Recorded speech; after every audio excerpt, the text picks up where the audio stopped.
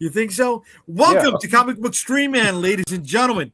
I am here tonight with a whole bunch of guys who have been putting their money where their mouth is, believing in themselves, making comic books, and here to talk about the things that are going on in the industry. This is no right and wrong conversation. There are no egos here.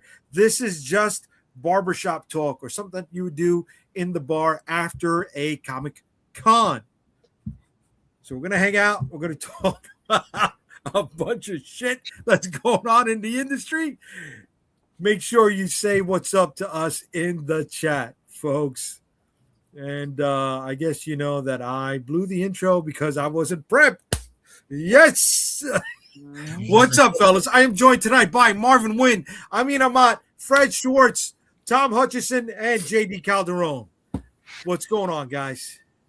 Top 5 one-liners from Laser Blast, right? There you go. That's like not it. a boat. I like it. I don't know. Guys, what's going on? Everything good? How are we doing? How's everything been? I met a Laser Blast artist. You it what? literally happened. I met a Laser Blast artist. Jason Moore. Jason Moore, who inked that piece that I got from Kyle Hotz. He was at the con last weekend. And so yeah, you spoke about that on the show live. Oh, that's right. That's right. Yes. I was thinking that I wasn't on last week. Okay. Well, I just wanted to remind you. Oh, thank you. And you're reminding everybody who's out here, right? Yeah. All 17 people that are watching live right now, say what's up in the comments to us. Thank you for joining. And if you're watching us on LinkedIn or Instagram, please shoot on over to Comic Book Streamland on YouTube, and you could be part of the chat because I can't really catch those comments on those sites, and I can't really scroll back either.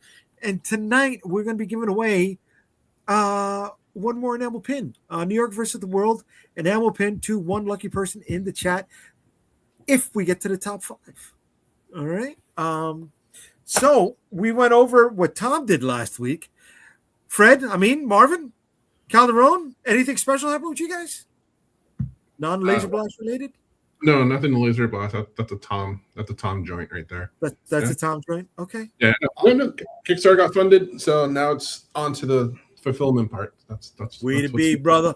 Way to be. Fred, what's up? What did you do? Ran myself ragged getting the new Kickstarter ready. I'm almost there. So yeah, we're excited. We're ready to go on Tuesday. So that's all I've been doing. I don't really know what else is going on in the world right now, so I can't wait to find out. Oh, we got some stuff going on, and we'll bring that up in a little bit. Calderon, you got 3 campaigns going on. What's happening, kid? Well, no. We have 3 campaigns that are completed. So those are done. So I just have to fulfill. One's at the printer. One's going to print on Monday, and the other one's probably going to print on Tuesday. So yeah, a lot of fun. A lot of packing to do. Very cool. And Marvin, sir, I know you're going to be launching soon too. What's up? We're eagerly awaiting this, baby. Yeah, it's done. So I just got to hit the button. You just got to hit the button. Do it. Do it. When are you going to do it? When are you going to hit the button? I want to hit that button on the 9th of October? June. June 9th, he's going to hit the button. December. Whoa, baby. Now, if it's ready, why are you waiting 10 extra days or like 11 extra days from now? Oh, because Comicsburg is launching the Kickstarter on the 4th. So I'm not going to launch the same day. Okay. But I mean, you launch today. Down your tribes mates. I get it. What's that, Calderon, what's up? I say you can launch today, though. Yeah. I could have launched today, but I'm trying to Tuesday this time. Okay. All right. And for those of you who've been following us for a while, you know that Marvin has one of the cards that are part of our trading card collector set. All right. Here we go. We have cards number 1. Excuse me. Card number 1 is going to be part of Marvin's campaign. But card number 2, 3, 6, and 7 are all available, right? Tom, you hit the stretch goal on yours? Oh, yeah. Yeah. So if you get all of these cards, you got a nice little reward waiting for you when you flip them to the back and put it all together. Follow everybody's campaign. We'll bring them up later. and you can get the late pledges on them as well. This is going to be going on all year, something that Tom, Marvin, Calderon, myself, and Rob Multari are putting together. Fun. I hope you guys like it, and I hope you get to complete the set with all of us. We got some people chiming in on the chat over here. Laser Blast, Marvin. Okay. Granda, what's up, brother? How we doing? Nevac 11, what's up? How we doing? Good evening, gentlemen. Good evening. Laser Blasted is the new Pop-Tarts flavor. I hope to God not. I hope to God not. Tom, I hope one day you get the money to get the rights to that, because you care so much about that franchise. You would do wonders with it. Like, I really think. He does. Well, look, we got a lot of Kickstarter campaigns going on, but we have a lot of stuff going on in Kickstarter world. All right, so let's not bury the lead. Let's get to this. We were talking about this in the green room. There was a campaign that was funded recently, but they canceled the campaign before they hit the last day. As far as I know, that is the first time that has happened. Was it the last? So I have a question. Was it the last day, or how much time did they actually have left? I don't know. All I know is it launched on May 6th, and on May 26th, they canceled the campaign. The campaign in question is Humanoids, Stomping Grounds, and Kaiju Heart. So it's a 2-book campaign. Let me pull this bad boy up on screen.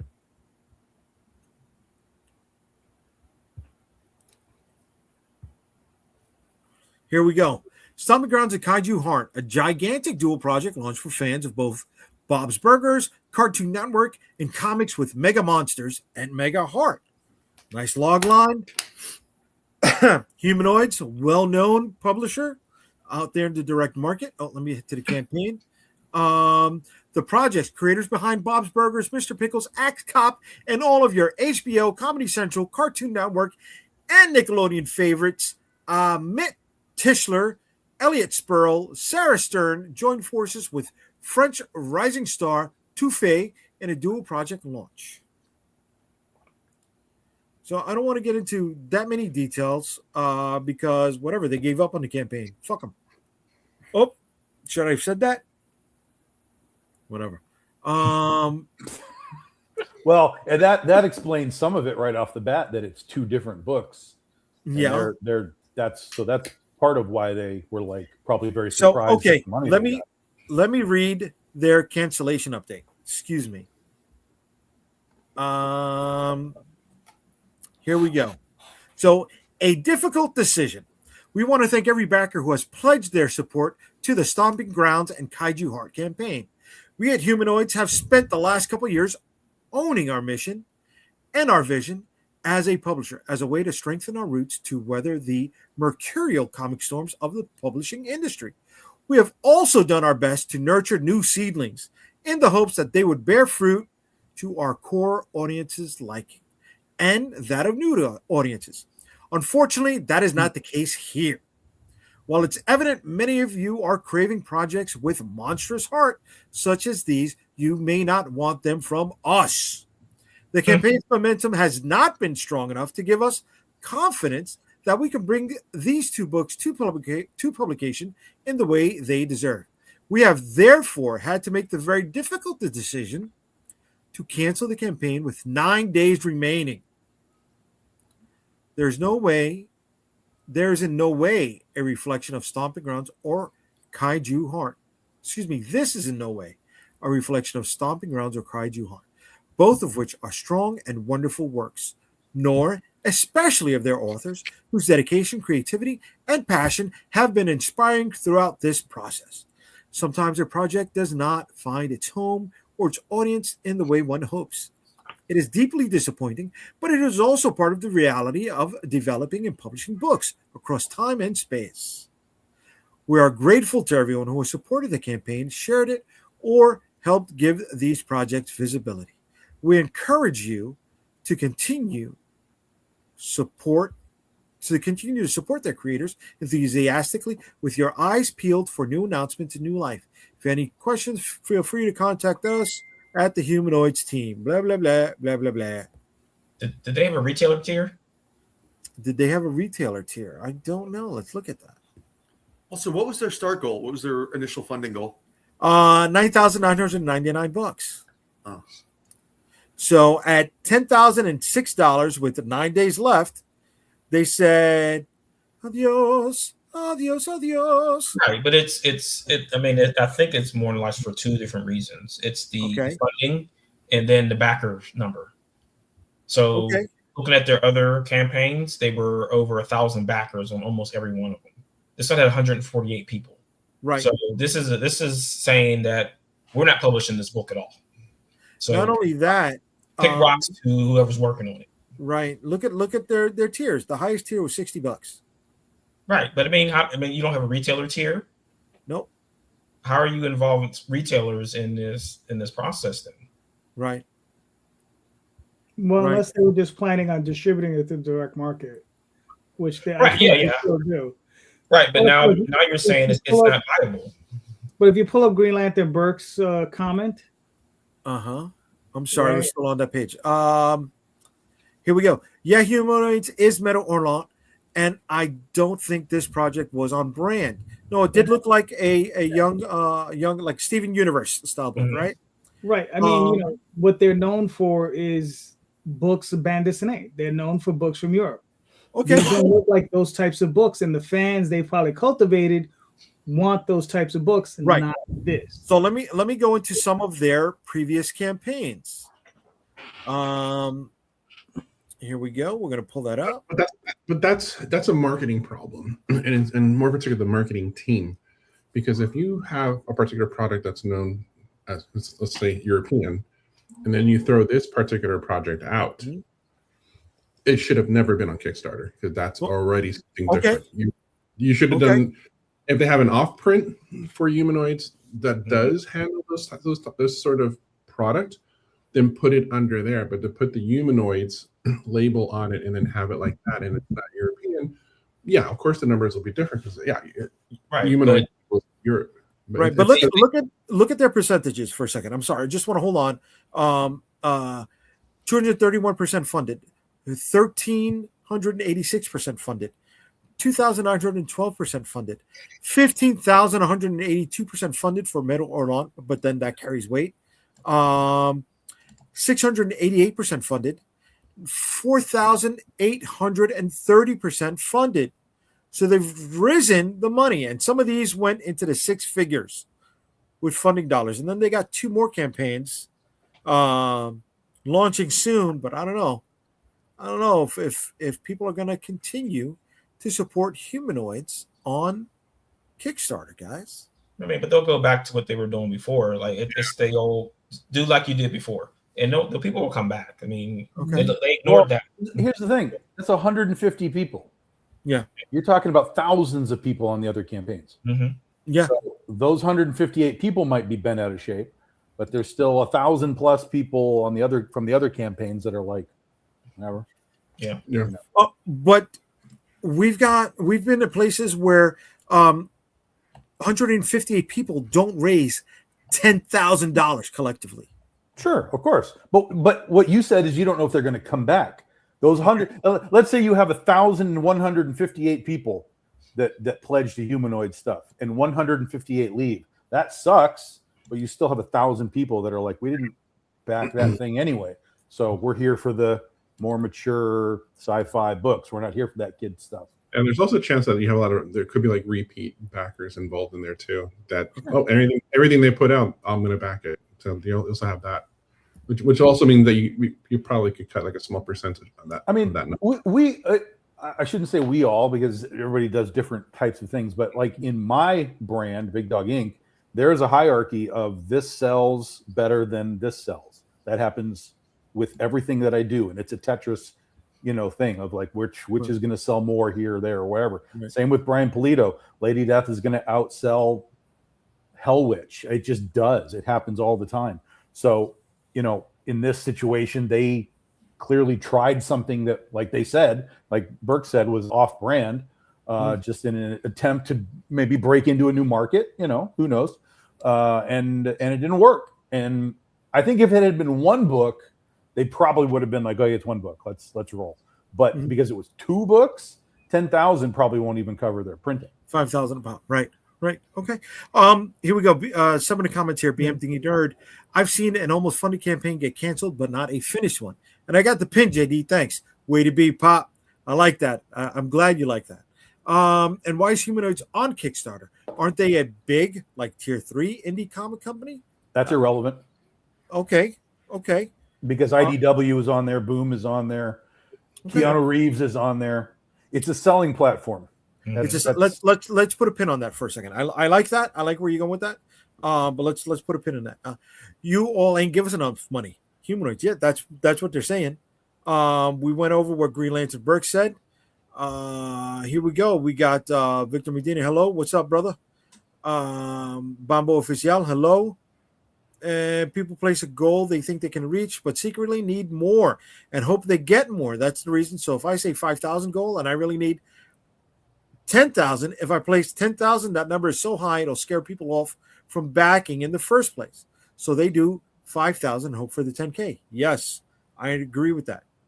They've done that. Well, the thing is that's common for us. Okay, those of us who don't have a big presence within the larger market. Okay. Humanoids, they have a larger presence. Like you said, they've had 6-figure campaigns.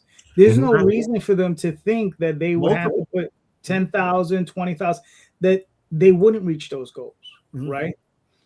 So, except though that this is clearly, like has been discussed, this is like new market territory for them. This type of a kid's book. So they probably threw 10,000 at it, assuming they'd probably get it relatively quickly, could maybe build it to 20 or 30, and they'd be fine.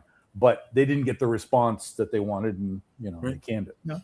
But when you do a 6-figure campaign and you regularly do 20,000 and up, you build up a certain level of hubris that when this occurs, it's an issue for you. So this is a case of Icarus flying too close to the sun, or is this a fuck around and find out moment? I think it's a fuck around and find out moment for them. Maybe. Well, to a degree, it's a fuck around and find out, but it was a test. I fully believe this was a test market. Can we do this? Does anyone care? And better to cancel it than to have it, reach 11,000 and fulfill, and then they have to actually fulfill 2 books and run hard into the red for 2 books that maybe nobody even wants. Like that's a really difficult decision. Like if they feel like they've got a market where they could be like, you know what, we're gonna fulfill these books, we're gonna do a print run anyway. But if they're looking at it and going, well, why do we have 1,000 backers? Why do we have 100 backers? In their brain, this is business, right? Yeah. We don't have people that want these books. So even if we were to print it and take it to market in other places, it still might be that nobody wants these books. Okay. But they still had 158 people, 40 raise $10,000 collectively. It doesn't matter. That's irrelevant. Dude, it's irrelevant. All know once you hit the goal, the numbers spike up, right? No, false. That's not true. Really? That's not true. No, sir. No. I can show you all of my flat lines of my first few days, and then flatline for a week and a half, and then a little tail at the end. My stuff does that all the time. It's always like that. Okay, so they could have pulled some extra at the end, maybe gotten 12 or 13 or something. But I have a sense that with 2 books, you probably needed at least 20 to 30 to be realistically printing those books. But if after 3 or however many weeks it was, they have less than 200 people for their market. Like for us, 200 is great. But for their market to be like, hey, we got 1,000, 1,500 people, but now 10% of that cares about this book. That's a business decision that you have to go, we got to do something else or come back to this in a different way. All right. So let me ask this. I mean, Marvin, maybe, oh no, Fred, you haven't run through this many times yet, but is this a case of they did not hit funding goal within the first 48, 72 hours, and taking 20 days to hit their goal made them nervous? I don't know about nervous. they're chasing numbers, right? So if you're hitting hundreds of thousands of dollars on other campaigns and you just barely hit over your goal with 9 days left, that's not enough. Like they probably thought they would fund in 2 days. Right. So should this have been canceled earlier on? More than likely, but they probably sat on it because now you're saying that you're telling people from Cartoon Network to get lost. Pretty much is what you're telling them is that we're not publishing your book. That book is dead. Take it somewhere else. We're not doing it. So now you kind of like pissed them off now, right? So will anyone else bring them anything like that again? Probably not. Yep. That really depends, because if they're testing the market, which likely that they are, it's probably going to be like, we're going to put this out there and see how people react to it. And if they don't react well to it, they could go back and tweak it, or they may release it someplace else instead of Kickstarter. I was saying, like, take it. Why would they not take that to Image? Like that will that'll roll over. Well, why wouldn't they do it themselves here? Why? Yeah, no. Right? Yeah, no. I mean, they got a great marketing pitch right from the beginning. Hey, this company pulled a plug on us, so fuck them. We're gonna do it ourselves. Hello? Who's not gonna get behind that? I want to fucking get behind that.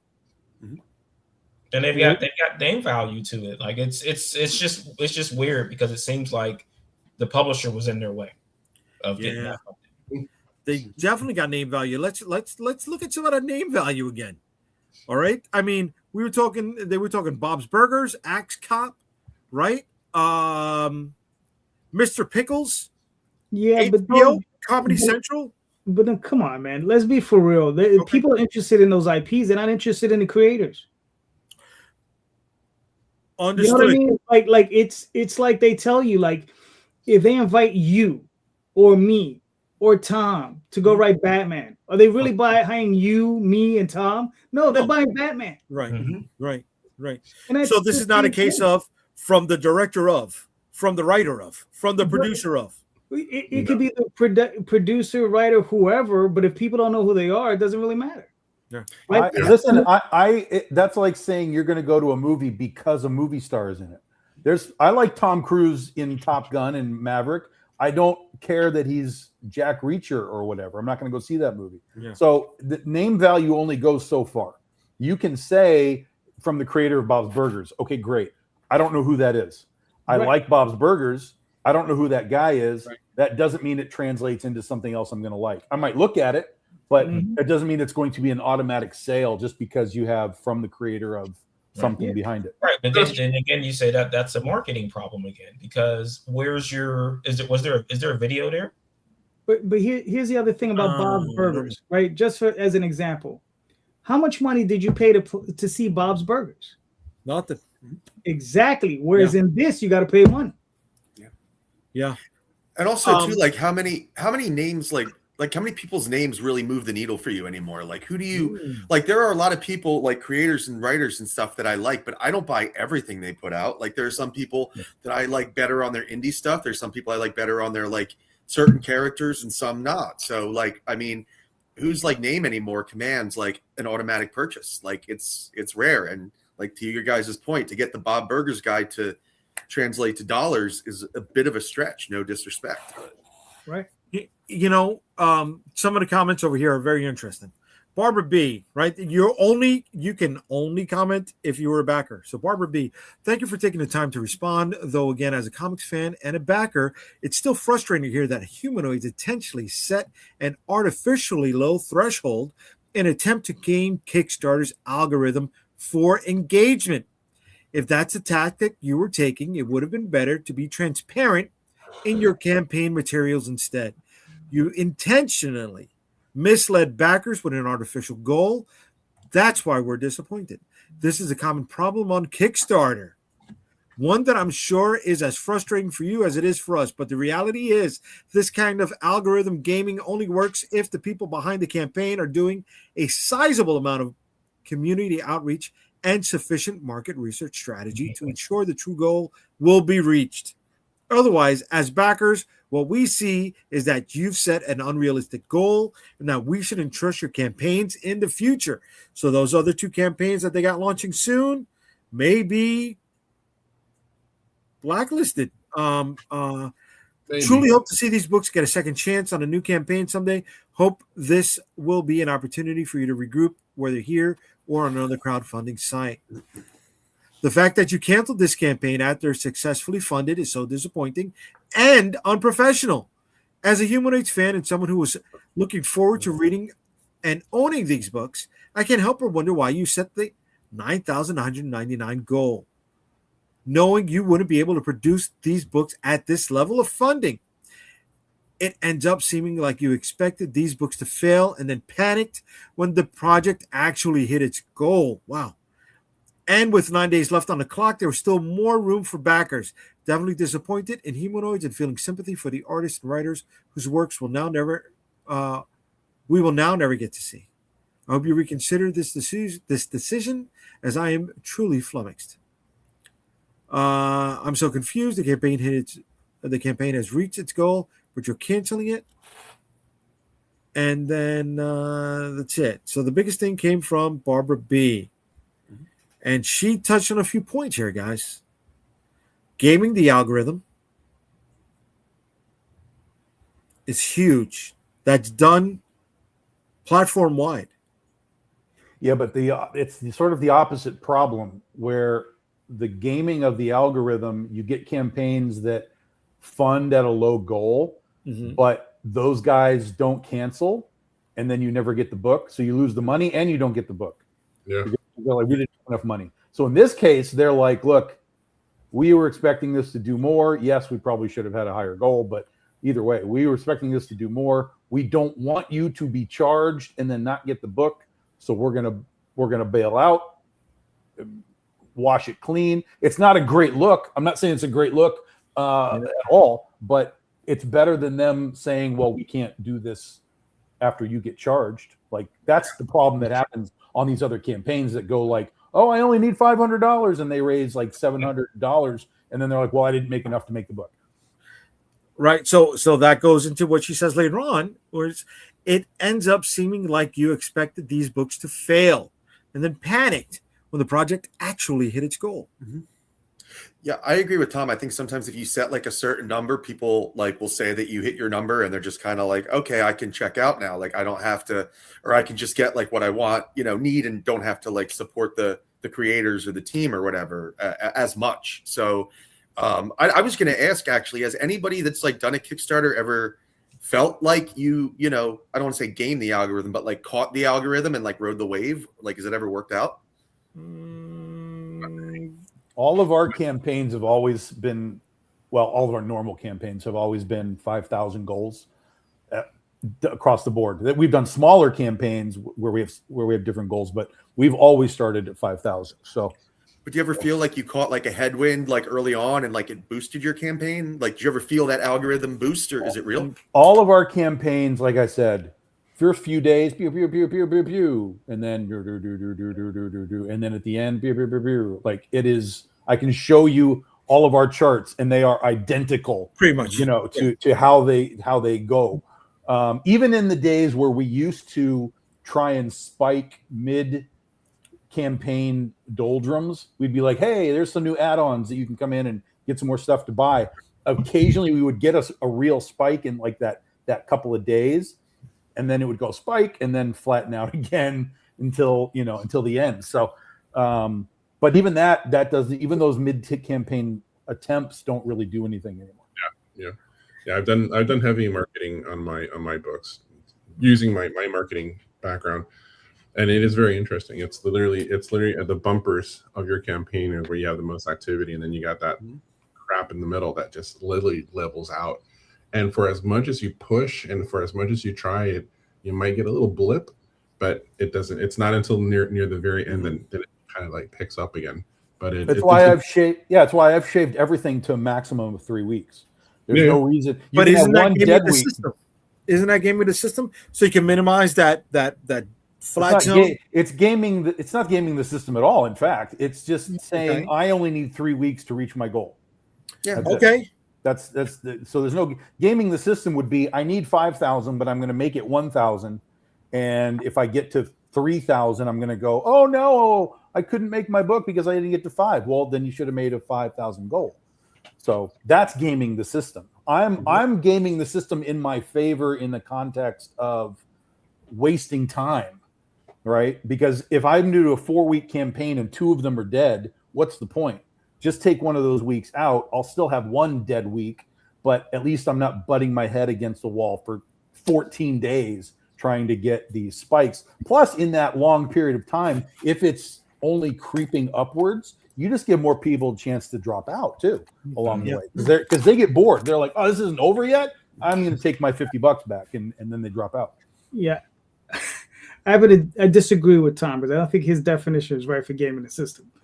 Gaming the system, I feel, would be like, okay, let's say we all know a lot of people, right? And you go in and you say, listen, I need all of you, when it's a little deadish, to get in there and put in $1. Because every single time they do that, it spikes the algorithm. Okay? So if you get 20 people to do it for you, it starts moving you ahead. It always pushes you up the screen, right? When people scroll through it. So that's gaming the algorithm. And that's how I've seen other people do it. They get a group of friends together, say, all right, everybody, put in $1, put in $1, put in $1. And it just starts floating it up. Shit, I didn't know about this. Yeah, I got 6 people here. I'll give you guys. I got $5. Yeah. But I'm just saying that's one way to do it. You understand? It's not necessarily like. Well, I'll take this even further. I know for a fact there are groups of people that there's like 30 or 40 people, and they all go on their campaigns of each other's, and everybody throws $1 in. And it's just a cycling that money through everybody's campaign. But like you said, it does bump, because essentially every backer is sort of like a like in social media. And so if you get a backer, it's like, oh, some people are liking this, and so it drives it up. But even in that context, it's like people still have to be able to use Kickstarter in the way that algorithm shifts, and they don't. They still don't even know that they can look by popularity. Like I guarantee you, almost nobody knows that you can search by popularity, which is what that algorithm does, and sets you to the top. They usually just come on to like, here's comics, and it just like is this random assortment of stuff. And usually it's a lot of the stuff that they pick for Kickstarter, whatever they said, Kickstarter favorite or whatever. Usually that stuff pops up, but you can actually sort it by different ways. But most people don't even know that that's a thing. All right, let me chime in on some of the chat. The people over here in the chat. Larry comes back with mine runs the same as Tom's. Spikes at the first, then dead, then spikes at the end. Pretty standard. Yeah. Burks, I pledged on a company that did their whole 2026 catalog at once. You buy whichever book you want. They didn't have nearly the pull of Humanoids. Dudo, from the producer of or creator of, is only used when IP is unknown. Okay.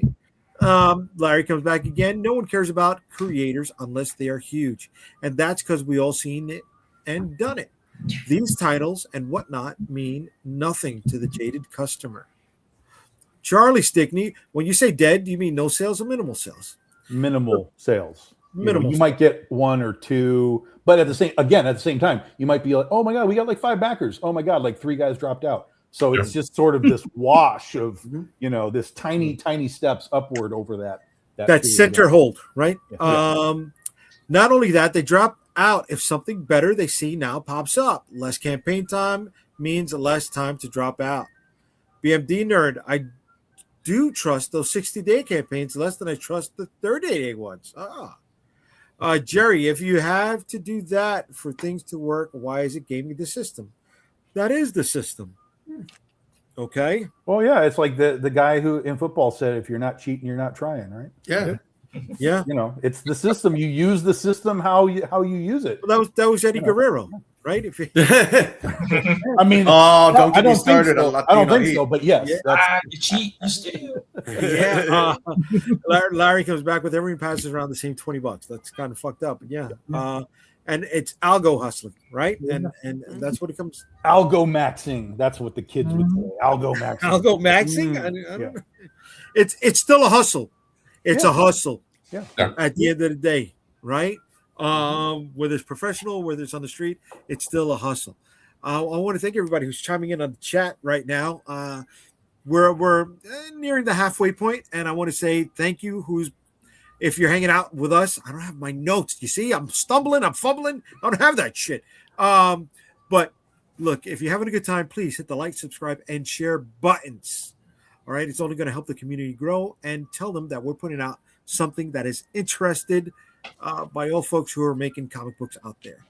All right. Hustle, baby. Hustle. That's right. That's what it's all When about. I get that Laser Blast license, I better see $1 from all of you people. If I don't have something to do with the Laser Blast, you ain't getting Yeah. The man who crushes it every show is like, but put me on that. Do I crush it? I don't crush it. I've been taken over by Laser Blast. Okay, Yeah. I wanted it to be over there. I buried Breaking Bad. Nobody brings it up except me. Thank God. For the love of Breaking Bad doesn't have aliens in it. If Breaking Bad had aliens in it, we'd have a different story. But oh, There's Breaking your Bad. dollar song right here. all right, beautiful. I'll take There it. you go. He's Right leaving here. it there for you. I already have $1 pledge, and I don't even have the license yet. Jerry comes back like a hustler now. Damn right. Only $1. Yeah, you know, I feel bad. I do feel bad for the creators, right? They left this in somebody else's hands. Yeah. And I wonder if they had anything to do with the decision making. I wonder if they had enough time to find out that this was going down. Right? Well, I mean, you went to a publisher because you didn't want to have to deal with that kind of stuff, right? Okay. And this is the chance you take. Right? Did they know that they were going to be doubled up? 2 campaigns in one? Did they have a say in that? Which is always sketchy, by the way.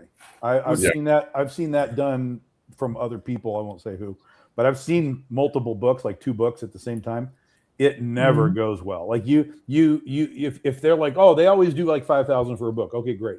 And then they'll do like 2 books. So you're thinking you're going to get 10,000? No, sir. You might land around 6, 7. So it's not like you're doubling your money because there's 2 books. You're just, People are always looking for a deal, right? Yeah. Yep.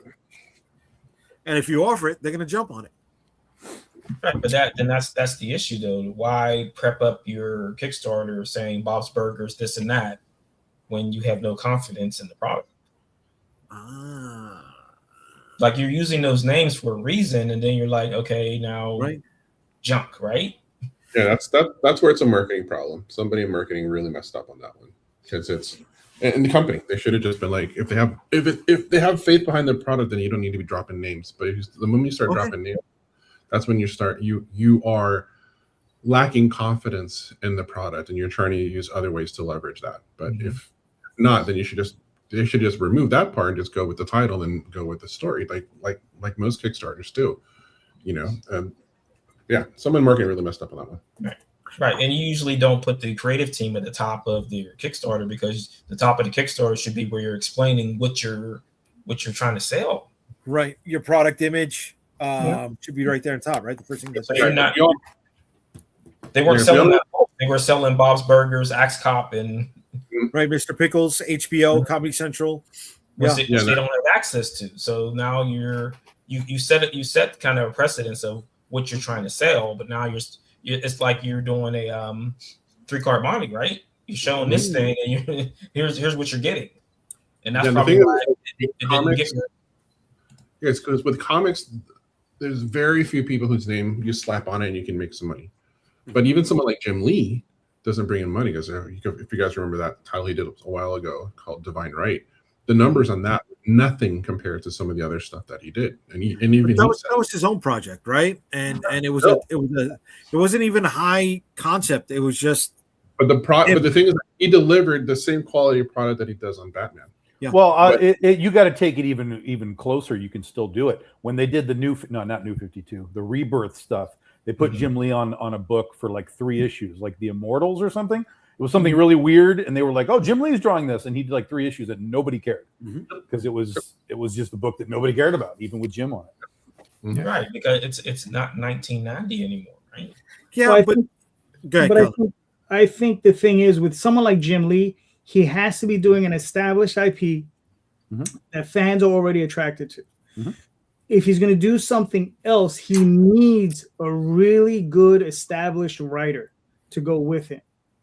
and he needs that team. He needs a Scott Snyder. He needs a Jeff Johns. He needs someone like that to really pull that off.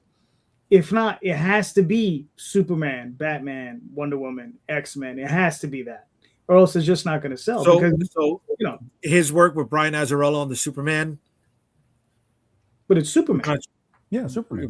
Yeah, that was the appeal, if I remember correctly. Like, I was a fan at the time, and I think a lot of us just wanted the cover of him on the gargoyle to match the Batman one. Like, there you're really selling. Like, it's not just Jim Lee, and it's Jim Lee, not just Jim Lee doing Superman, but it's Jim Lee doing Superman like the Batman Jim Lee you already liked. So that's like a real jujitsu of like trying to like cash in on like what he's good at. And I agree with Amin's point. It takes like the either and JD's, it's either the writer and the artist pair, or the artist and the story pair. Like, it's the idea that it's the whole package that you're putting together. And like, if you're selling, you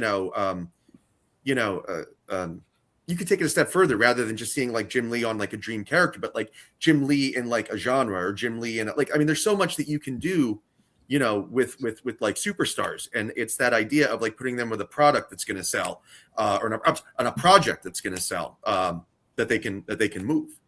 Right. This is on Marvel and DC though, because they did all that work since the 90s to destroy the rock star artists. Right. In the 90s, they sold Wildcats and Youngblood and all that stuff like it was amazing stuff. They sold millions of copies of books. It was a different time then, because a lot of people were buying. You had the speculate. Yeah. People were paying for their college with shops everywhere, and so you couldn't go anywhere without bumping into some place that had a comic book to buy. Right, but as I said, that's Marvel and DC's destruction of the comic book retail space, and the way that they removed those superstar status from those guys. They made sure that no one became a superstar and could walk away and do their own thing again. Yeah, I mean that's like another discussion, because that becomes more of what the image guys did. That became a really big thing at Marvel, and that I'm sure that anyone who's ever interned at Marvel for a period of time during that period knows they did not like the fact that they pulled those cards and they made that leverage, which is why they tried to. I think Liefeld might have been the last person who had some sort of IP that Marvel was capitalizing on. That's why we don't have any mega new characters from Marvel or DC. And like I said, that's on them. They did that on purpose. And it's like they want anybody to get power over them. Is what yeah.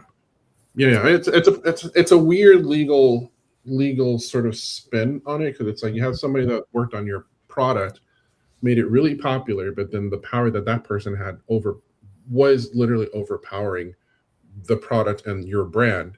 Right. And then of course, because of that, just like any big actor or big musician, they're going to ask for more money. And so if you don't fork over that money and that sort of privilege, they'll go someplace else. But it happened to be a group of them that did it.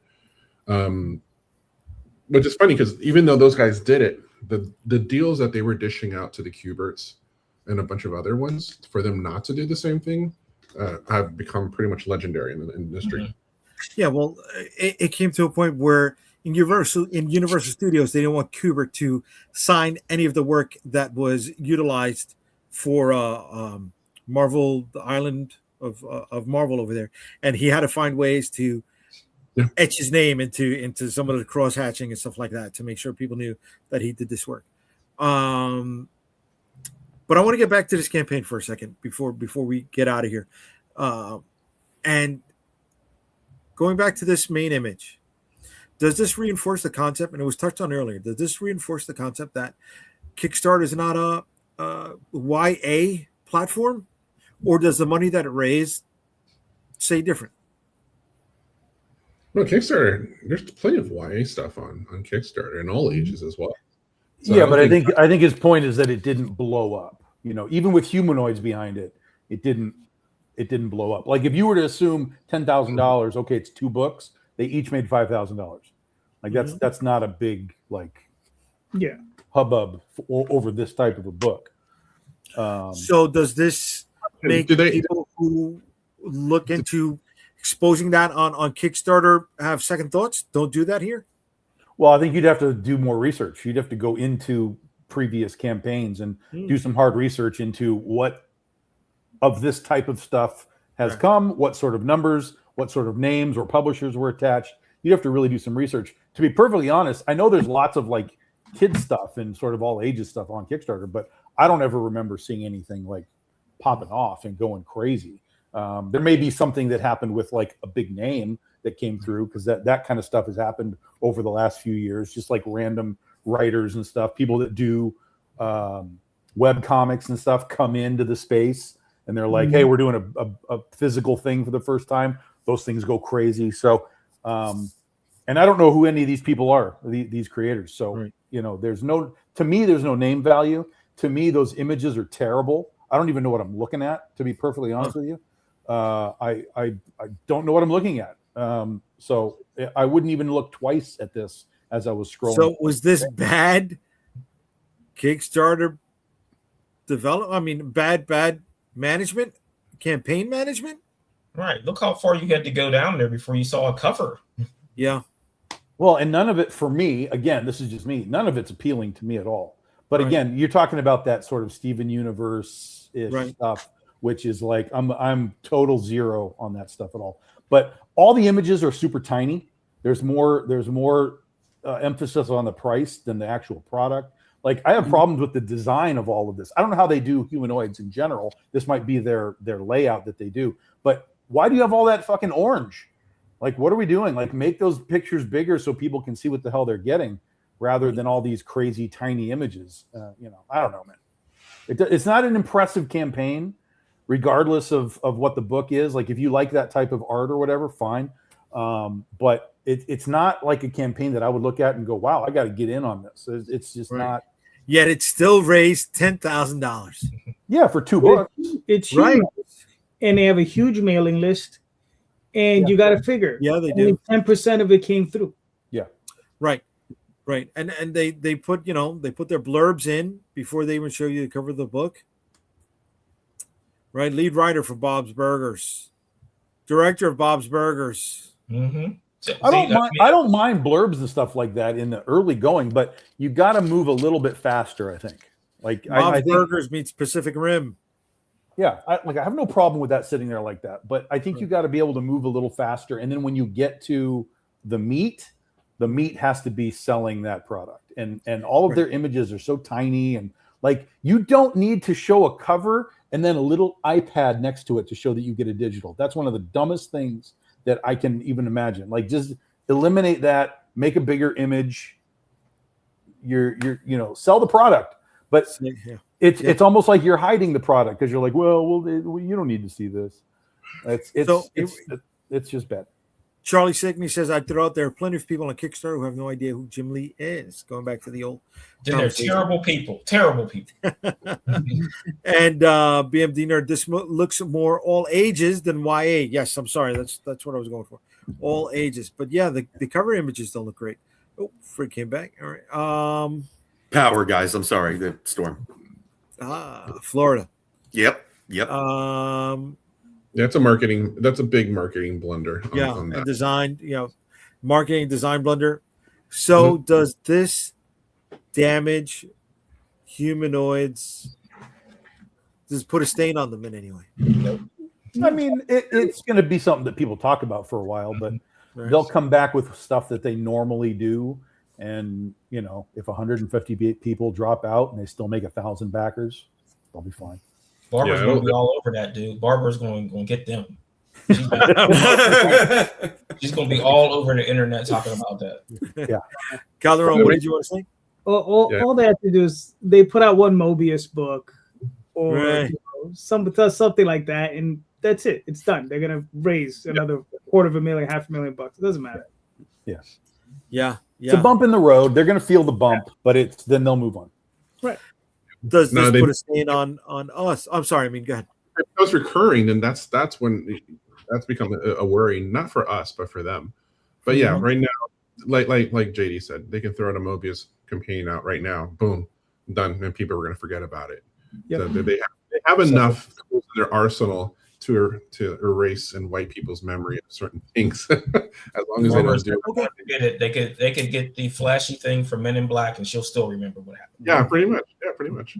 So let me ask you guys: would you ever cancel a campaign, and if so, why? No, I did. I did my very first one. When I did Road Toss Together as a graphic novel, and that didn't fund. And I decided, you know what, I cancel it, but that's fine. It's not a humanoids thing. It was just kind of like, okay, I need to take a step back and reevaluate. Fair enough. That's where I just broke the chapters out into each campaign, which was a better idea. But I think at that point, yeah, it's there's nothing wrong with it. And I think that it's worse to actually get any sort of funding, then you don't do shit about it. Which is what a lot of people complain about in some of the other platforms. Kind of like, I need to raise 5,000, but I made 1,000. I still got my money, bitches. No, and then you don't get anything. It's like no. I think that's just bad ethics. Okay. Yeah. Yep. I canceled a campaign. I canceled the third campaign I ever did.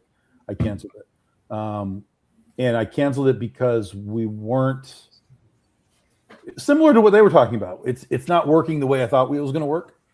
There was a chance we might have been able to pull out the money if I had let it run for the full 4 weeks. But I was in a place where I was like, I'm yelling into a void and I'm not seeing a response, from on a daily basis. Again, this is my third campaign. This was a million years ago. So I really, I was still learning how all this worked. But the first two campaigns worked fine.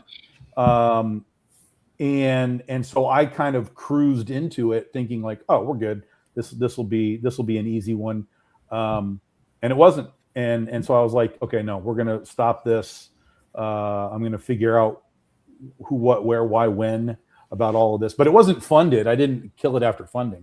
I killed it like after 2 weeks or something. And I was like, yeah, maybe, but I was just tired of yelling, at the internet and getting no response. So we canceled it. And then years later, we brought that same campaign back and it worked fine. So it was just a matter of, building on what we were doing and getting ourselves, getting our Kickstarter audience beneath us and all that kind of stuff. Okay. Anybody else? No? I mean, never say never. I have no idea what comes or whatever, but if I would give everything I could to not, because especially now, I'm still new to this, right? And like building a reputation and for dependability, and it's important. So yeah, I wouldn't like Amin said, like about the ethics earlier, like you want to do right by people. So yeah, I would try to fight it at all costs. But who knows? Meteor lands on my house. Yeah, I did cancel a campaign. I had to. I felt I had to. Excuse me. My brother-in-law passed away, and I did not feel I was going to be able to give the campaign the guidance, the attention it needed, while also taking care of my wife and her family at the same time. So things happen. Yeah. Right. But again, like Tom, I wasn't funded. Right. Yeah. If I had funded and we just weren't like screaming, but I had funded, I would have left it. I wouldn't have canceled it. So here's a question: should Kickstarter not allow that if you fund and cancel it? Oh, that's a good question. Oh, I mean, it would certainly get rid of the gaming of the system. You wouldn't be able to do $100 thing anymore unless you can produce a book for $100. Yeah. I like that. That's actually a good thought process. Yeah. But the thing is, even if someone does it, you cannot force someone to do something. You understand? If creator X says I need $10,000 and they raise $10,000, it's just like Amin says, I got my money, bitches, and they're gone. So it doesn't matter, right? Because you can't force anybody to do it. But Kickstarter could level up their enforcement of that stuff. If this guy made 10,000 and disappeared, and it's been, let's say, 2 years, they could be like, okay, banned. You know, now granted, someone could come in just with a new email address and stuff. You know, there's ways around those things. Yeah. But it would put a bump in the road for those guys at least. And you have to start the scam all over. You have to like find new patsies. Right. I'm the scam. Excuse me. I'm surprised Kickstarter doesn't have sort of more stricter sort of approach to that. Since I have never heard anything regarding that type of thing. Any other industry, they'd be like, yeah, these people are going to go after you worse than the IRS. But Kickstarter is like, it's just I don't know if they'll go after you worse than the IRS, because if you guys remember the Coolest Cooler on Kickstarter, the biggest, I don't want to say scandal, but flop egg on their face campaign. There's a cooler that had rechargeable batteries, a blender, cups, plugins that you could charge your stuff, radio, Bluetooth, all of this shit, and it raised dough. They produced maybe 50 to 100 units, and the 1,000+ people that backed it didn't get anything. It went to court in, I don't know if it was Oregon or Washington. The court ruled in favor of the backers, and the campaigners had to pay back whatever was left, and people received pennies on the dollar. Some people got back 50 cents, maybe, with a pledge for a couple $100 for a cooler. And that's some of the people. Some people still didn't get anything yet. Right? But you're expected to, when you sign up for Kickstarter, in good faith, complete your end of the bargain and fulfill what you set out to. Right. So you use Stripe as your payment thing. Stripe is a bank. Wouldn't fraud kick in for that? Shouldn't Stripe step in and say, we're just going to pull the money from your account and give it back to people? Like eBay does. Like eBay does that, where if the person doesn't mail the product, they just go into their account and take the money. They do take our credit card, right, for refunding payments. But you still got to remember, I mean, there's eBay, PayPal, they have systems in place for that. And that's some of the things that they do because it's part of their business. Stripe, that's not part of their business. That's not what they do, right? What they do is they offer a back-end service that's very easy to use for people to customize to put on their websites, right? It's on the back end. They don't want to be on the front end. That's front end business. They don't want to deal with that. All they want to do is collect their percentage. They want their 3% every time, Yeah. Charlie, I want to appreciate you chiming in as many times as you are tonight. And he says, none of the Kickstarter rewards are guaranteed, though. You stipulate that when you back a campaign, that you understand that you might not get your reward. Yeah, but that's a Kickstarter saving their ass. Yeah. And that's Kickstarter saying we are not going to enforce anything. They're making the choice not to enforce anything.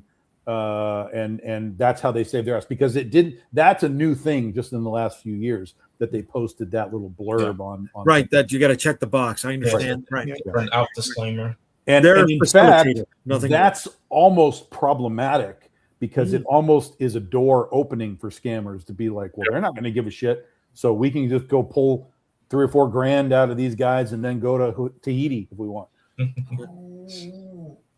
maybe you're in the position where you want to screw with the wrong person eventually, and that person's money or some power in their back that they're going to come after Kickstarter. Yes. Oh yeah. Eventually, it will happen. Yes, you're right. Yeah. It's like the old saying, like you can what is it? Like shear a sheep 1,000,000 times, you can only skin it once. Like eventually, you're going to go too far with the wrong person. That's the first time I ever heard that. Oh, really? It's an old saying. Yeah. Really? I'm not that clever. I mean, one thing I don't know if you guys have been getting on your campaigns, but at least the last two, I've been getting people. Well, they'll do hefty backings, like healthy backings of over $10, up to $100. I'll get an email that they want to be involved to help promote the Kickstarter. That's super scam, bro. And they retract the. Yeah. And I mean, this last campaign, I think I caught like 10 instances of that during the entire lifetime of it. And it was really interesting. $2, $3. Oh, they're still hitting me up with late pledges. They're like, I'd like to know how to get involved and buy digital books on your campaign. Just buy it. Get out of here. Get out of here. Just buy I it. wish they were for free because I really want to know how to unlock my full funding potential, but I just can't afford it. I always tell them. But I think the funny part about it is that they'll email you and they'll say, "Oh, we're these big deals, and we've done this with a Gmail account. Why do we have a Gmail account? If get a domain." One of them said to me they actually helped fund Bob's Burgers, so I was like, I should take them legitimately. Yeah. Well, Fisticuffs wasn't funded by Bob's Burgers. And you said you're launching this bad boy on Tuesday, aren't you? Yes, sir. Yes, sir. Come hell or high water.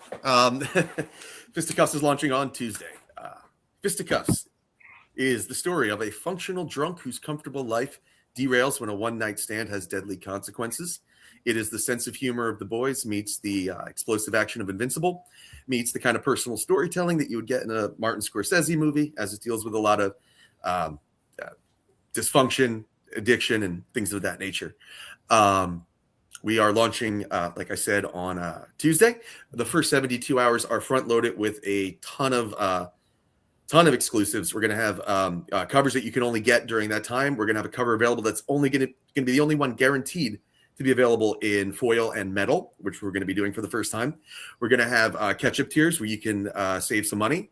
And for anybody, we have a little minifigure that is going to be available for anybody, any of our whale backers of a tier of 150 or above. And you can also add them on as well. So very cool.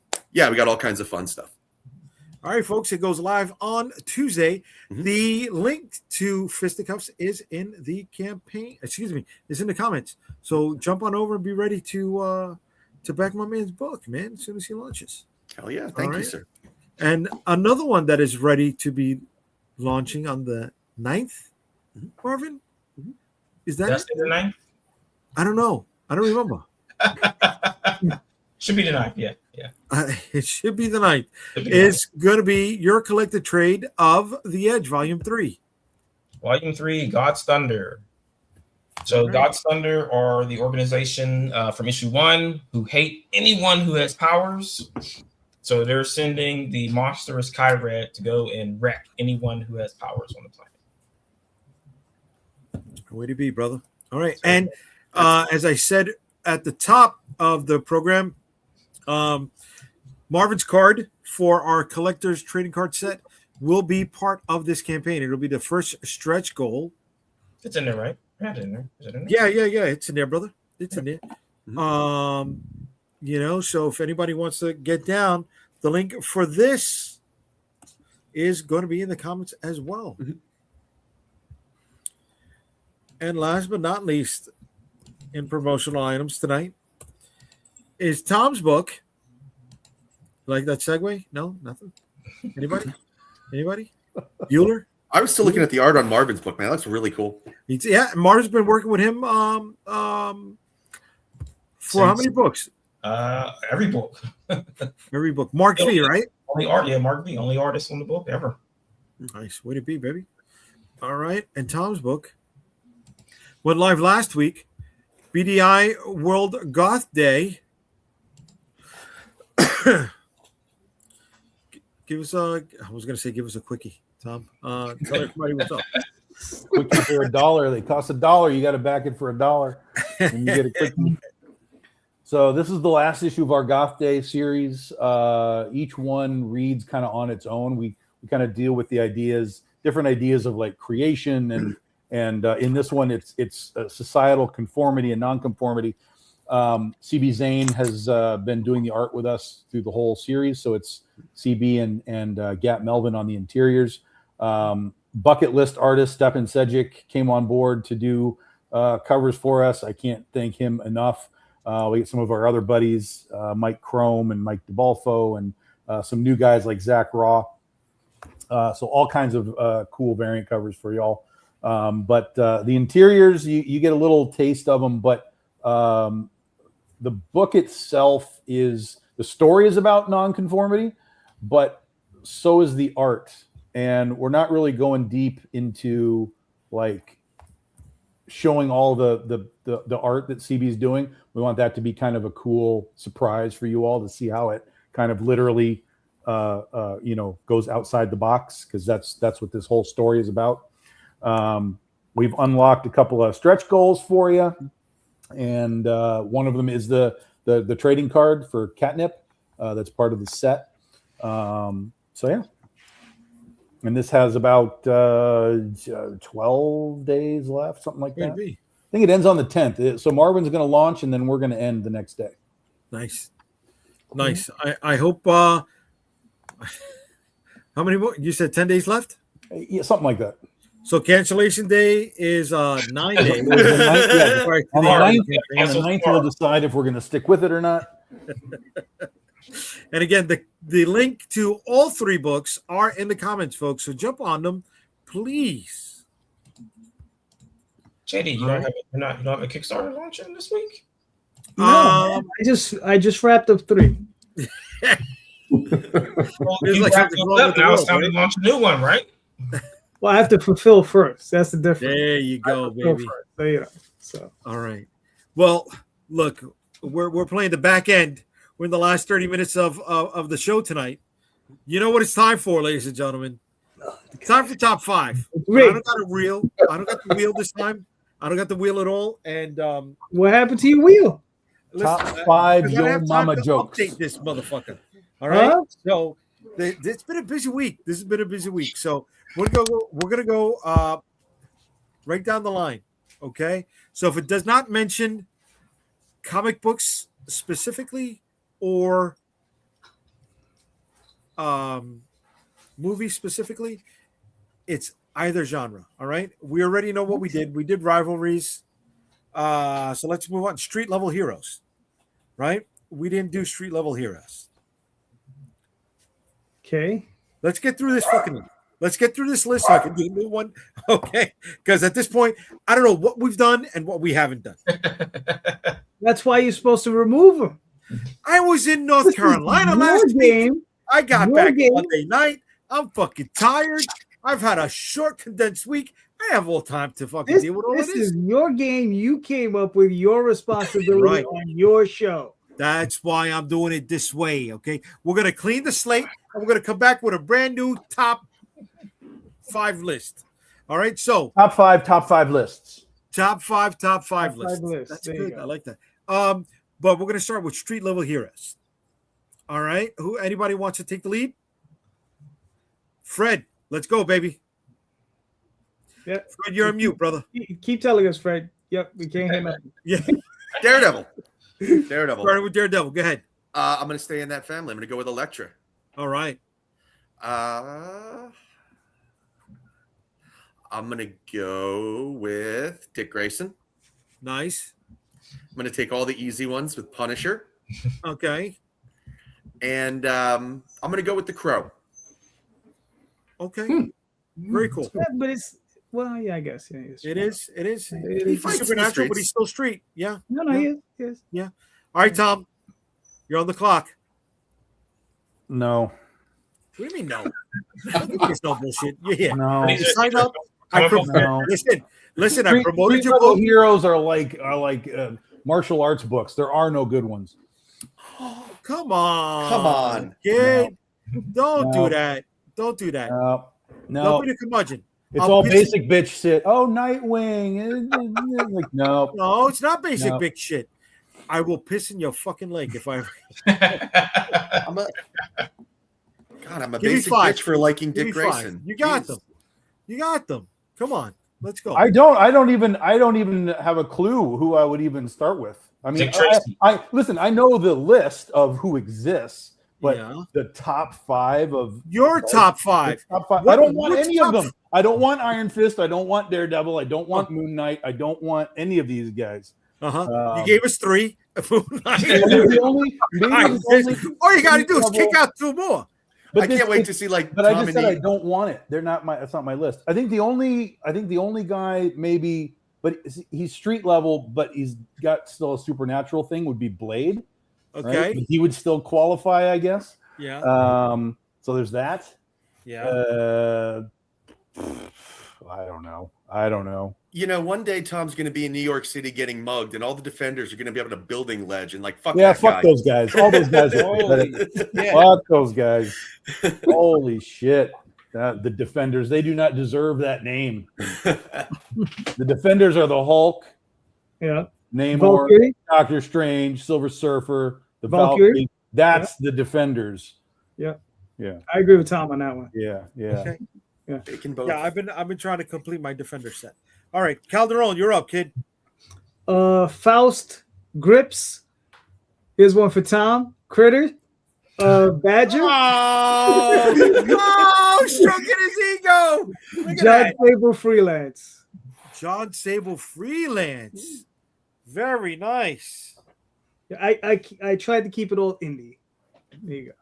Okay, I like that. I mean, you're up. All right. Spidey, Daredevil, Yeah. Ninja Turtles, Dick Tracy, Marv from Sin City. Nice. That's good. That's a good one. I like that. Yeah, I like that. That's a I good like one. that. Okay, Marvin, let's hear I it. just kid. want to go Tracy time. I'm going to go Darkwing Duck. I'm with that. I'm with that. Going to go Gangbuster, Oh, okay. Phantom, Yeah. Lothar. Who? Lothar. Yeah, from Defenders of the Earth. Yeah, that's a good fucking pull, kid. Wow. I like that. And Jack Spade from I Won't Get You Sucker. Nice. Okay. I'm surprised You know you what? didn't mention that guy. Who's the actual real human superhero from Detroit? Isn't he a guy from Detroit? Or is he a guy from Florida? Yeah, Dr. Detroit, right? No. The kid the dude is in Portland, isn't he? Who? Is he in Phoenix Brooklyn? Jones. Phoenix Jones. There you go. Oh, Yes, Seattle. he's- He's from Seattle. Seattle. Seattle. There we go. And honorable mention, Didn't he get a- Action Jackson. Oh. Oh, I like that. All right, before I kick mine out, here we go. Burks, the Max, Tim Drake, and Critter. Does Critter count if Tom doesn't even acknowledge his own creation? TMT street level and under the street level. You know what? Critter doesn't count. He's up. He's off of the list. It's superhero stuff. That's a superhero. It's like that's Yeah, what but I'm it's saying. still- Like street level hero is like to me, like I accept like Nightwing. It's just a dude. He's doing stuff. Once you start adding powers and stuff, they become more than just like a street level guy. Hold on. They're like a My superhero. last one will challenge your theory. Okay. All right. Darkman, right? The movie. Oh. Okay. I'll go with the Goon. All right. Okay. Eric Powell's Goon over at Dark Horse. Acceptable. I'm a superhero, superpower. I'm going with Mage. Right? All the powers were in the bat. He didn't fly. He used the fucking car. He had the team. Definitely Luke Cage. Sweet Christmas all fucking day, baby. And this is where I'm going to challenge you, Tom. All right. I'm going with Robert Townsend's Meteor Man because, yes, he could fly. He could fly. And listen, it came out because of Marvin. He came out because of Marvin. All right.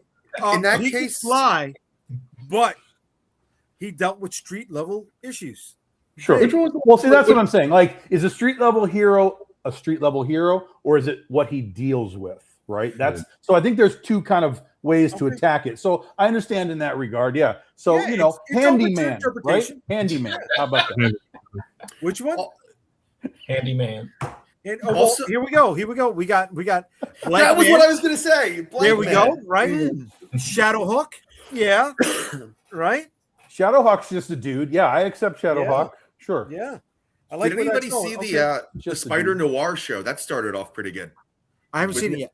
I saw a little bit of episode 1. It's quite good. Yeah. Nice. So it's okay. Yeah, Nice. it's all right. It's okay. All right. Let's go down I the fell, list. to be perfectly honest, I fell asleep in episode 2, so I don't know beyond Okay. that. I don't know beyond that. We did martial arts comics already, Mhm. right? Mhm. Did we do sidekicks last week? Yeah, you did sidekicks. We did. Okay. We did iconic weapons. Yeah, we did We that. did comic movie adaptations. Mhm. We did duos. Duos, yep.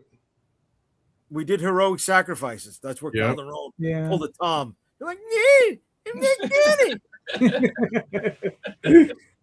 We did worst movies. Yep. Wow. Okay. We did sci-fi movies. Yeah. Yep. Oh shit! This is We almost did over here, comic guys. villain. Comic book villains. We did that. We did. Yeah. All right. Action icons. I don't think so. I think that one we have to get to. All right. Wow. This is good. This is good. We could kill this list. All right. Action icons.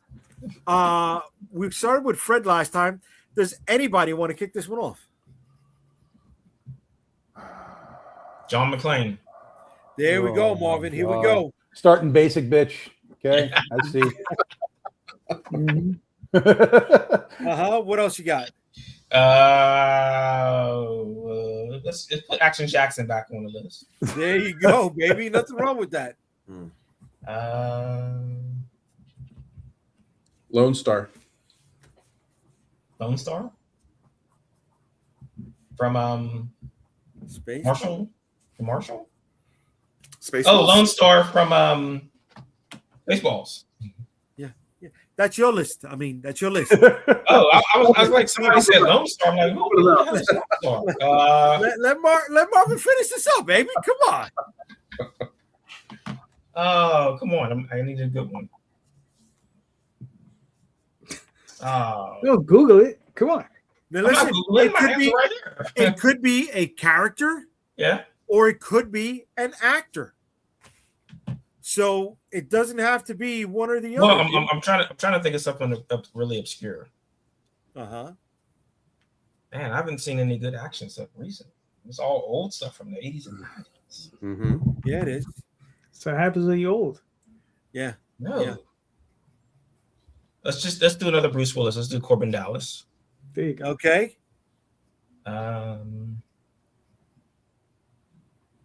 What's the guy's name? From Blade Runner. Deckard. Oh, cool. That 4? No, that's four. 4. And what's his Matt Tracker from Mask. I'll take that. I'll take that. Okay. And he was a dad, so he was always busy. All right, Mr. Lone Star. We're coming to you next. I mean. All right, I got John Spartan. I like that. I don't remember the name, but the character from what was it called? The Gentleman's Circle, the one about the British spy group. Tinker Tailor Soldier Spy. Yeah, it was that one. Obviously James Bond. Yeah. And particularly, I'm more of a Roger Moore fan, so we can do. Okay, the Saint. Gotcha. 2 for 1 on that one. And what was that 1, 2? Shit. Well, you got Lone Star. You came up with it, so we're putting them on there for you. Lone Star. Schwarzenegger, Total Recall. Yeah. But then again, he has so many. All of those. There's like a couple. So I'll keep that one in case anybody has them on a list. Furiosa. Nice. Fury Road. Yeah. I'll take that. Yeah, That's man. 5. That's 5. All right. Calderon, you're up, kid. Remo Williams. My man. Yes. Jack Burton. Jack Burton, Big Trouble in Little China. He didn't do anything in the whole movie. That is not true. He did nothing. He fucked up a lot. Not That's what true. he did. He fucked up a lot. He spent most of the fight on his back. It's not true. Rambo. Yeah. Oh, Conan. which Rambo? Oh, the first one. Come on. Okay. Oh, First Blood Rambo. Yeah. He killed someone by accident. Well, yeah. Shit happens. And then the next movie, Collateral damage for a reason. And then the next movie, he kills 60 people. Hey. Bruce Lee. Yeah. Okay. That was it. All right. That's 5. So, Okay. Boards don't hit back. there you go. Tom. We got Leonidas from 300. Yeah. Nice. We got Indiana Jones. This motherfucker took my shit. We got Grimlock. Okay. Because fuck Optimus Prime. Yeah, Grimlock. Grimlock's no like Optimus. Yeah. Okay. We got Schwarzenegger Conan, Yeah. and we got Roadhouse Dalton. Oh yeah. Yeah. Roadhouse. I like it. Okay. Okay. Fred, let's hear it. Well, you took my Indiana Jones, so I'm going to go with Han Solo. Yeah. Ellen Ripley. Nice. Terminator, the original, the T-800. Nice. Ivan Drago. And I'm going to stay with, since, you guys cover Laser Blast so much, I'm going to stay with Dolph Lundgren and go with Dolph Lundgren, He-Man. Very cool. I thought you would have said I come in peace, but I'll take Dolph Lundgren, He-Man. I like that. I like that. Okay. All right, here we go. My list. Ash from The Evil Dead. I mean, that blending of comedy, horror, and action. I'm with that. Flash Gordon, 1982, Sam J. Jones. That's my Remo Williams. Okay. He didn't want to come back for fucking ADR. Somebody else did his voice. Nobody knows who that person is. He was the fucking man, right? And he was a quarterback for the New York Jets. How do you not root for Flash Gordon? I'm going for Mad Max character. Mm-hmm.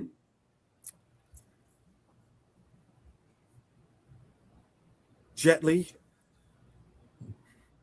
Okay. One. Before I get to my last one, I want to give an honorable mention because he passed away last week to Mr. Jackson. You don't look like a Jackson. Ogre himself, Donald Gibb. Yeah. Right? I got a story about that guy after when we were done. What's up? What do you got to say about him? Talk to me. Well, Tom knows. We were at Akron Con. He was there. He hit on every woman in the place. Every single one of them. Shit. Okay.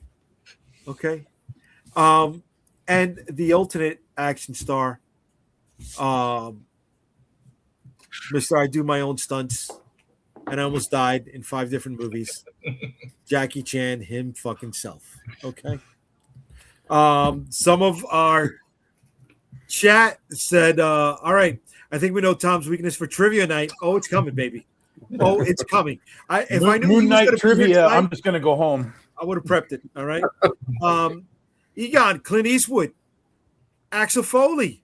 Axel Foley. 5 different Nick Cage roles. Easy. Yes. No one likes Jean-Claude Van Damme anymore. I guess not, bud. Bloodsport's it. There's not really anything besides Bloodsport. Yeah. Time Cop. Time Cop is Time Cop, Dark Horse Time comic. Cop. It's really a solid movie. I rewatched it recently. It's fine. Yeah. All right. Guys, this list is almost done. What the fuck moments? I know we didn't do what the fuck moments. I know we got what. All right. Did we got Minions? Did we do Minions at all? No, right? We did Minions. Yes. Yeah, we did. Yeah, we did Minions. And another stream. Yeah, you did. Last week we did Minions. Yes. No. Was it last week or yeah? Because this is last week's new list. That's why it's highlighted in red. I don't think we did Minions, guys.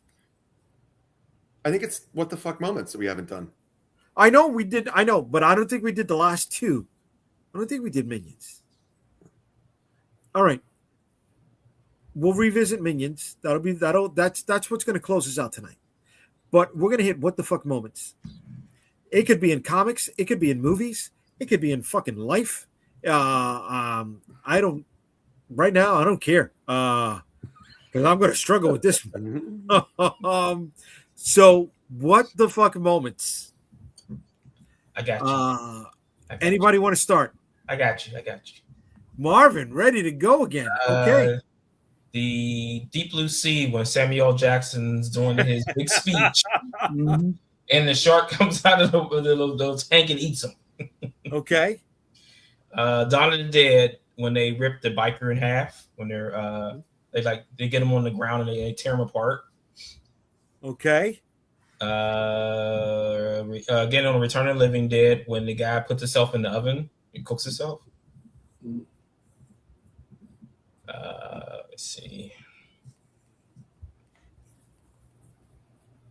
Friday the 13th, when Jason picks up the girl in the sleeping bags and slams her into the tree. Okay. And Star Wars, when they destroy the Death Star. I like that. Okay. I mean, you ready? Yeah, let's do it. All right. The Wolverine death. There's one of many, but the one where he's encased in his adamantium. Okay. Cable death from Executioner song. Jaws 3, because the whole movie is a what the fuck moment. Dead Alive, which is like a really great what the fuck moment.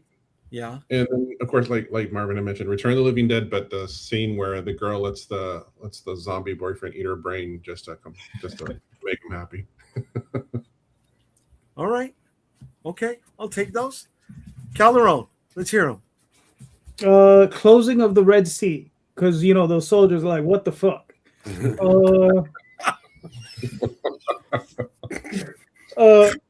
Okay. Luke, I'm your father. Uh-huh. Newborn porn. For those of you who know, Yep. know. Yep. I've heard of it. I haven't seen I it. don't want to go there, but Yeah, you really don't want to go there. No. Okay. But trust me, definitely what the fuck moment. Mhm. Chris Hemsworth when he crashes into the force field. Where? Cabin in the Woods. Cabin in the Woods, Yeah. Oh, okay. Okay. So, and I think the funny part about that is that it was right around when Thor came out, because that movie was sitting on the shelf for so long, and you're like, oh, it's Chris Hemsworth from Thor. He's not going to die. Yeah, I never laughed so loud in a theater in my life. Okay. Shit was hilarious. When what was it? Original Sin. No, I think it's Avengers Time Runs Out series when Thor flies through the alien. Well, no. Mjolnir. His fucking hammer. Mew Mew. I like Mew Mew. His hammer flies through the alien. Yes. Okay. Yeah. That's 5? That's 5. Okay. All right. Tom, let's hear him. Did we lose Tom? Tom's frozen. He's frozen. Yeah, my internet's all weird in here. Okay. Yeah. You got anything, Tom, or no? I don't have 5. There was a couple that popped into my head right away. So I'll give you 2. The first one is American Werewolf in London, when the fucking Nazi werewolves show up and start shooting everybody. Yeah. Like what the fuck is that? I still don't understand that at all. No clue. And then the other one is The Other Guys. Did you ever guys see that? Yeah, of course. So The Rock and Samuel Jackson are like, they're doing the hero thing, and they're like, we're gonna jump off this building. Yeah, we can make it. Aim for the bushes. Go. And then they just splat on the sidewalk. Like, how did that come from? So those were the 2 that came to mind, like, immediately. Okay. Nothing else? Not. There's, like, I'm trying to come up with like real what the fuck moments. I mean, there's some weird shit I've seen. Like, have you ever watched the movie The Entity? Which is basically about a chick who gets haunted, and so you can see, like, they show her legs, and her legs are like squishing, like the ghost is like grabbing her legs and shit. Like, it's like, oh my god, that's crazy shit. The tree that ate the kid in Poltergeist, that's always hung around with me. Well, how about the tree in Evil Dead? Yep. What that one did. Oh yeah. Oh yeah, that's another good tree moment. Yeah, top 5 tree moments next time. Yeah. Yeah. All right. Okay. Fred. So, you know what? I'm gonna just throw this out there in my own name. Fisticuffs Book 1, the end of Fisticuffs Book 1. I'll throw my shit out there with the what the F moments. Like, if you haven't checked it out yet, it holds up there. Nothing Also on my list. Nothing wrong with that. Yeah, I put it up against the best of the best in what the fuck. Also on the list, I will go with the ending of Society, the shunting. If anybody's Jesus ever seen Christ, Jesus Christ. yeah, it's brutal. The twist of Audition, like the last 15 minutes of that movie, brutal. Yep. Reanimator, the head giving head, and one of my favorites, Vincent Vega shoots Marvin in the face. Yeah. What? Yeah, What? Not you, Marvin. Other Marvin. Okay, that was a good one. I like that. Okay. Yeah. All right, guys. My 5. Here we go. The Batman movie 66, when he dehydrated the villain's plan was to dehydrate everybody, and all you saw were bits of powder on the fucking chair. What the fuck? What the fuck? All they did was fucking open up Kool-Aid packets. And they just fucking they put them into piles on the fucking chair. I like how they were all different colors. Yes. I like when they reanimate them and they're all still arguing, like the conversation just continued. The first Saw movie, what the fuck? When he just got up at the end, it was just like that was a what the fuck moment. The what? Saw? Oh, Saw. Oh, yeah, Saw. Okay. Yeah. Star Wars. I'm going with Laura Dern in The Last Jedi. When she jumped to hyperspace through the fucking ship. Dude, her entire existence in that movie is what the fuck. Like, she made no sense. Yeah, but just, dude, that moment and everything just went quiet so you can absorb what happened. That was a cool what the fuck moment for me. But yeah, and she was somebody that only existed in the Princess Leia novels. She wasn't someone that was part of it. I didn't even know she existed. I didn't know that. Yeah. Every bit of her existence was what the fuck in that movie. Yeah. Indiana Jones, when the Ark opened up and just went in and out of every Nazi. I was like, what the fuck is going on here? Honorable mention goes to Indiana Jones 2, when he just held onto the heart and it kept pumping and it lit up on fire when the person was going through the lava. What? These are worse than 4 and 5, though. Like with the aliens, and then when he meets Socrates, those are. Yeah, because I still like the movies. It was like, what the fuck, you know what I mean? All right, that's fair. Holy shit! I lost my last one. Holy shit! I lost the fucking last one. I didn't write it down because I'll throw another one out to you. Optimus Prime dying in Transformers the movie. Oh, what the fuck, man? Yeah, man. Yeah, man. They're now Hasbro. I mean, they're now doing a apology tour with that movie now this year. Yeah, man. Damn. All right. Some of the comments came up with what the fuck moment. Somehow Palpatine is back. Yes. In video games, so Bowser Jr.'s Princess Peach's son? Yeah, that was a fake out. Oh, thank God. Okay. Yeah. Okay. I am Groot. Yeah, what the fuck? So the Mandarin was actually an actor. Yeah. Burke says the entire Megaforce movie. Not wrong. Burks, you hurt me there, buddy. You hurt me, Burks. And an exploding air tank at the end of Jaws. What the fuck? Yeah, William. I like that, William. I like that one a lot. See, it's so good, it froze Tom again. We lost Tom. All right. We got one last one. Let's kill this list. Oh, I hope that wasn't a fart. That was some kind of vehicle going past him. Okay. We got one last one, and it's Minions. Let's close out. Can I go first on this one? Top 5 Minions. Yes, sir. You can go first. All right, Minions. Yeah. Minion 1, Minion 2, Minion 7, Minion 12. Hydra. Okay. Renfield. Nice. Pinky. Pink from the brain? Yeah. Very cool. Okay. And Gigan. I don't know who that is. I'm sorry. Give me some. Godzilla versus Megalon. He's the second monster. It's Gigan. Gigan. Yeah, there you go. Okay. Okay. We'll take that. Okay. Listen. What's funny is I hear people say that name all the time, and I have only heard myself say it accurately, even though in the film it says Gigan, but everybody's like Gigan or whatever the hell you just said, and I'm like, did you watch the movie? Or maybe you only saw it in Japanese. Maybe that could be part of it. It's been a while. The space chicken, basically. The space penguin. Yeah. Yes. Oh, that's what that one is. Yeah. Okay. Yeah, he's the one that plays second fiddle to Megalon. Okay. Yeah. Okay. All right. Anybody want to go next?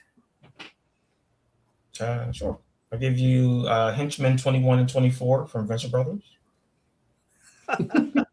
That was good. I'll take that. Darth Maul. Okay.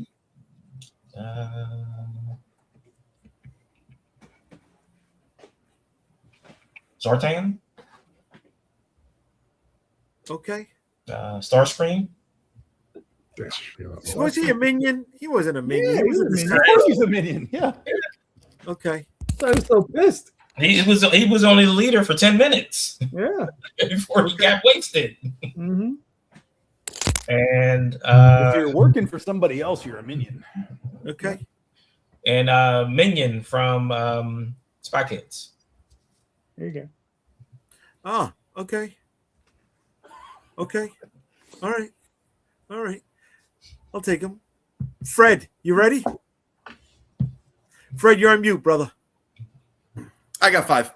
All right. Let's hear 'em. Bob from Batman 89. You're my number one guy, Bob. Yeah. Otis from Superman 77. Harley Quinn. Worm Tongue. And Lobot. Oh, okay. I like that. Okay. Tom, you ready? Not a sexy list, but it's all right. It works. It works. Mm-hmm. I'm scrounging for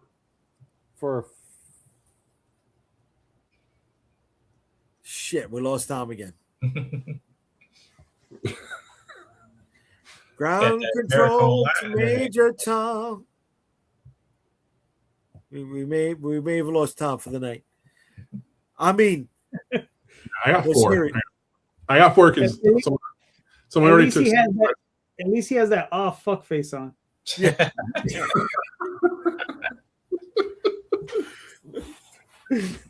All right, so I got Ogre from Frankenstein.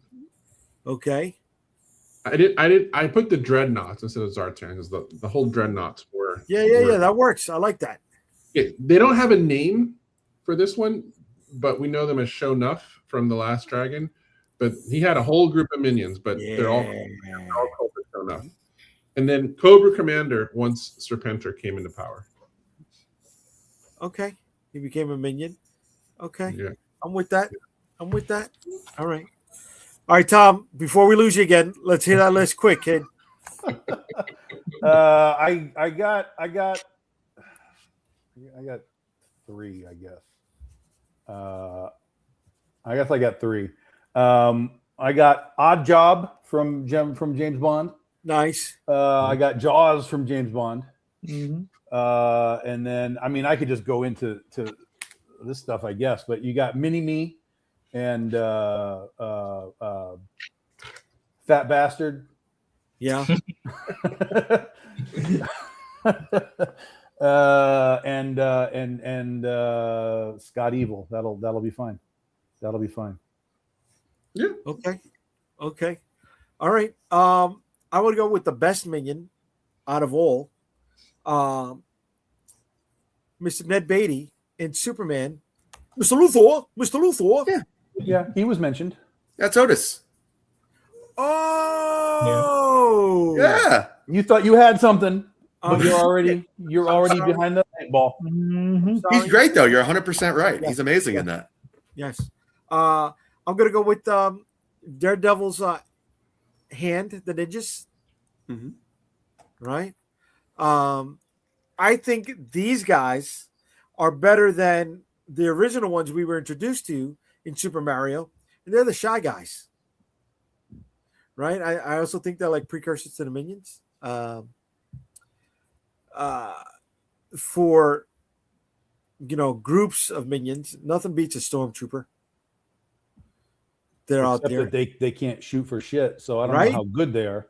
No, but that's the thing, that they're there. They're just pure cannon fodder. And my personal favorite cannon fodder And food for Ewoks. and food for Ewoks. Great eating.